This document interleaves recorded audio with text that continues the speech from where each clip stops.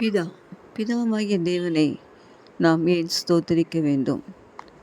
இந்த பிதா நம்மை உண்டாக்கினவர், நம்மை சிருஷ்டித்தவர்.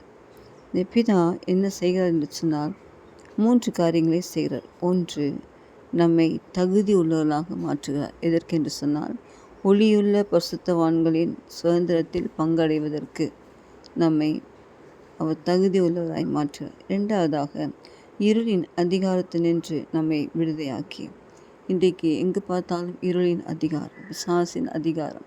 இயேசு கிறிஸ்து அந்த பிசாசை ஜெயித்தார், தலையை நசுக்கினார். பிரியமானவர்களே, இந்த இருளின் அதிகாரத்தினின்று நம்மை விடுதலையாக்கி தமது அன்பின் குமாரனுடைய ராஜ்யத்துக்கு உட்படுத்தினருமாய் இருக்கிற அன்பின் குமாரனுடைய ராஜ்யம்தான் பரலோக ராஜ்யம். அங்கேதான் மகிமையான சந்தோஷம் நமக்கு வைக்கப்பட்டிருக்குது. அந்த சந்தோஷத்தை பெற்றுக்கொள்ள இருளின் அதிகாரத்தை விட்டு வெளியே வாங்க